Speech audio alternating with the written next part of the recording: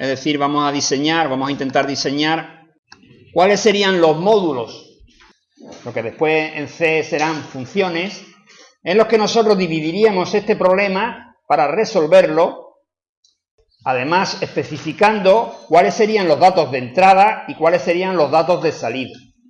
Para que quede claro qué son datos de entrada, qué son datos de salida y qué es la manipulación que debe hacer una función, un subprograma, un módulo, etcétera, etcétera, vamos a hacer este primer ejemplo dividiendo el problema en tareas, ¿no? En subprogramas. Bueno, el enunciado del problema ya más o menos lo conocéis, ¿no? El que hemos dicho antes, el que hemos resuelto antes. Es decir, tenemos una competición de saltos, número de rondas, un número de jueces, las puntuaciones, el máximo, el mínimo y tal, ¿no? Y entonces ahora vamos a intentar resolver. Todo programa tiene que tener lo que vamos a llamar programa principal, o módulo principal, o función principal. Volviendo al ejemplo de los cocineros, el módulo principal sería el chef, el que de alguna forma da las instrucciones correspondientes a todos los módulos y une los resultados de esos módulos. La ejecución del programa empieza en el módulo principal. Entonces, el módulo principal es el que se encarga de, insisto, dividir o llamar, invocar, que también es la palabra que se suele utilizar en informática, invocar o llamar a las distintas funciones del problema. Entonces, lo primero que nosotros tenemos que pensar es qué va a tener el módulo principal de los saltos de trampolín. Recuerdo que nosotros hemos ejecutado el problema. Voy a hacer otra vez un principio de ejecución para que recordemos qué es lo que hemos hecho. Tengo este fichero con los nadadores y cuando le doy a ejecutar me aparece introduzca el número de ronda. Dime tú qué pondrías, por dónde empezarías. ¿A quién llamarías primero? Al que hace la compra, efectivamente. Antes de preparar el pollo hay que comprar. ¿Qué compramos aquí? Los dorsales, efectivamente. Lo primero que nosotros vamos a hacer es leer los dorsales de los nadadores. Recuerdo que los teníamos en un fichero. Lo voy a poner otra vez porque nos acordemos. ¿Veis? Teníamos esto aquí, en un fichero teníamos los dorsales. Así que lo primero que nosotros vamos a hacer es leer los dorsales. Siguiente paso. Vamos a leer el número de rondas. ¿Tú crees que el número de jueces habría que leerlo aquí? Fíjate que el número de rondas es un dato único para el problema, pero el número de jueces no es un dato único. Si yo leo aquí el número de jueces, ¿de qué ronda estamos hablando? Es decir, el número de jueces es algo que se va a repetir, va a estar dentro de la rutina de cada ronda. Entonces yo no puedo poner aquí leer el número de jueces, porque si yo pusiera leer el número de jueces, vamos a hacer el intento, la pregunta sería ¿de qué ronda? ¿Y tú qué me dirías? Vamos a suponer que me dice de la primera, ¿vale? Bien, de la primera lo leemos aquí, y el de la segunda ronda, ¿dónde lo leemos? Para eso se inventaron los bucles, porque claro, como yo no sé cuántas rondas va a haber, yo no puedo poner lectura de jueces para la ronda 1, lectura de jueces para la ronda 2, lectura de jueces para la ronda 3, y si hay 27, ¿qué pasa? No se puede leer el número de jueces aquí. Hay que llamar a un cocinero que nos lo haga. Alguien tiene que leer el número de jueces. Vamos a suponer que a eso le llamamos ejecutar una ronda. Dentro de la ejecución de cada ronda, allí sí leeré el número de jueces, porque cada ronda tiene su número de jueces. Vamos a suponer que esto es en un bucle. Ejecutar una ronda y pongo tantas veces como número de rondas. Está claro que esto es una estructura repetitiva. Terminan todas las rondas. ¿Qué pasa? Tendríamos la colección de notas, ¿no? Y lo que haríamos sería extraer las tres primeras, ¿vale? Entonces vamos a suponer que eso lo hace otro cocinero. Entonces a eso le vamos a llamar resultados de medalla. En una primera división podríamos terminar el módulo principal aquí. Pero, atención, cuando nosotros hacemos esto, lo que no queda claro es qué información está fluyendo de un cocinero a otro, de un módulo a otro. Entonces, por ejemplo, vamos con esta primera. Leer los dorsales. ¿Cuál es la entrada que debe tener el módulo leer los dorsales?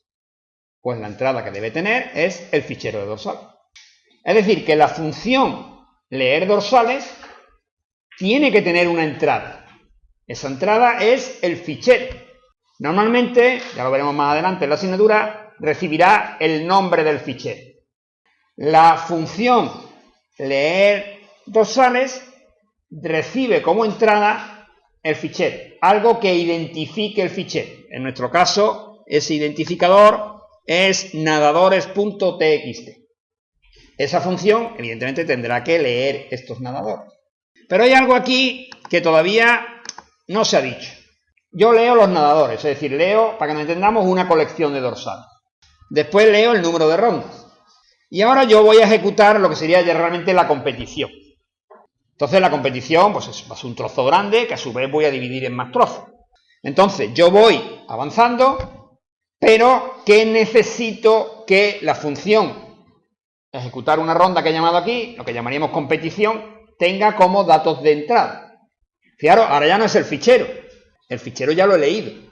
Los datos que necesita ejecutar una ronda son los datos de salida de la lectura, es decir, la colección de dorsales. Por tanto, leer los dorsales es una función que recibe el nombre de un fichero y devuelve una colección de dorsales. Colección de dorsales que es recibida por ejecutar una ronda para, evidentemente, poner quiénes son los saltadores que van a ir saltando. De nuevo, vuelvo a insistir en el concepto de entrada y salida de una función. Las funciones tienen una entrada y obtenemos una salida de esa entrada. Fijaros que hay algo aquí que todavía no hemos dicho explícitamente. Nosotros vamos a tener los dorsales, pero de cada nadador, además de los dorsales, ¿qué voy a necesitar yo? ¿O qué información voy a manipular yo de cada nadador? Las notas, las puntuaciones.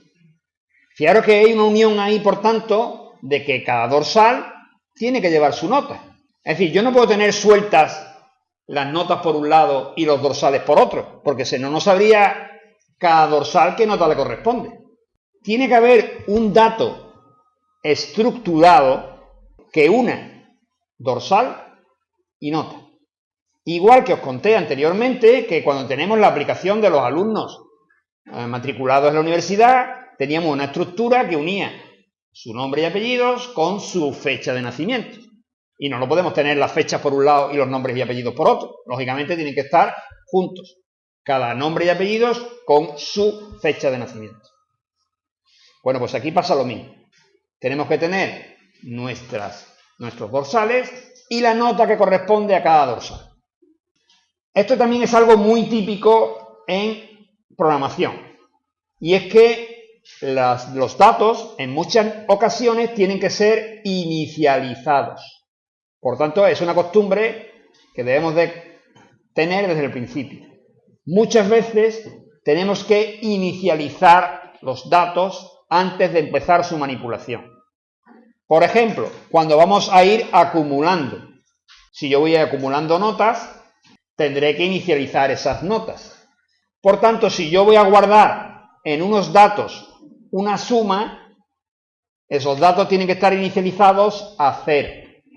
¿Por qué a 0? Porque 0 es el elemento neutro, es decir, que cuando yo le dé el primer valor, no va a afectar al resto de operaciones. Inicializar los valores de un programa suele ser una tarea habitual. Por tanto, esta lectura de dorsales es un poquito más compleja de lo que podremos suponer en principio. No solamente tendremos que leer los dorsales, sino asignar a cada dorsal una nota inicial igual a 0. Y esa colección de dorsales, cada uno con su nota inicializada a 0, es lo que nosotros daremos como entrada a este módulo de aquí, ejecutar rondas. ¿Queda claro? Bueno, pues vamos a poner eso por escrito para que lo tengáis por ahí. Módulo leer dorsales. Recibe como entrada, reitero que recibir un fichero también depende mucho del lenguaje de programación que estemos usando, etcétera, etcétera. Normalmente puede ser, por ejemplo, su nombre. Voy a ponerle aquí, por ejemplo, su nombre. Y como salida, devuelve una colección con los dorsales y sus notas. Vamos entonces a seguir con el módulo más difícil de momento, lógicamente, que es este de ejecutar una ronda, que realmente no es ejecutar una ronda, hemos dicho que iba a ser un bucle, o va a ejecutar las rondas. Entonces vamos a intentar ver qué haríamos nosotros en el módulo ejecutar rondas. Ya hemos leído el número de rondas y ahora estamos, voy a ponerte ya el ejemplo, ya hemos leído el número de rondas, vamos a poner que ponemos 3. y el programa empezaría ahí. Dime qué sería lo que tú pondrías en el módulo ejecutar ronda. ¿Cuáles serían los problemas o los subproblemas que sacarías para resolver esto? Venga, eso es lo primero. Leer el número de jueces. Vamos a poner aquí que hemos leído, por ejemplo, esta ronda va a tener 4 jueces. Cuando nosotros hacemos el módulo ejecutar ronda, lo voy a poner aquí para que quede claro, recibe una colección de nadadores con sus dorsales y notas. Fíjate que nosotros vamos a tener que hacer que salten todos y para cada uno de ellos vamos a tener un conjunto de jueces. Y esto se va a repetir. Entonces tú tienes que dividir el problema de forma que esa repetición salta, nadador, Leo, nota, juez 1. Leo, nota, juez 2. Y así sucesivamente. Ni sabe cuántas veces poner salta nadador, porque tú no sabes cuántos nadadores hay. Ni sabes cuántas lee nota juez puedes poner, porque no sabes cuántos jueces hay. Es decir, que tú ahora vas a tener que tener, fíjate, un módulo que para cada nadador lea sus notas correspondientes a los jueces. Eso es lo que vamos a tener. Es decir, que vamos a tener un trozo de programa que, sabiendo el número de jueces, vaya leyendo las notas. Entonces vamos a poner aquí, leer las notas de cada nadador. Entendiendo que, lógicamente, esto va a ser un bucle. Ahora fijaros un problema de diseño. Nosotros en este bucle vamos a leerlas. ¿Dónde debería hacer el cálculo de la nota de ese nadador? ¿Lo debería hacer aparte? ¿O lo podría hacer dentro de este paquete, de este módulo, que por una parte leyera y por otra parte calcular? Yo podría hacer dos soluciones, en principio. Yo leería solo las notas, que es tal como lo tenemos aquí, y después de leer las notas, calcular la nota, que es, bueno, dado las notas, calcular la nota única, ¿no? Vamos a poner la nota única. ¿Qué implicaría esta solución? Esta solución implicaría que la función que lee las notas tiene que devolver todas las notas aquí, para que a su vez sea la entrada del módulo calcular las notas únicas para este nada.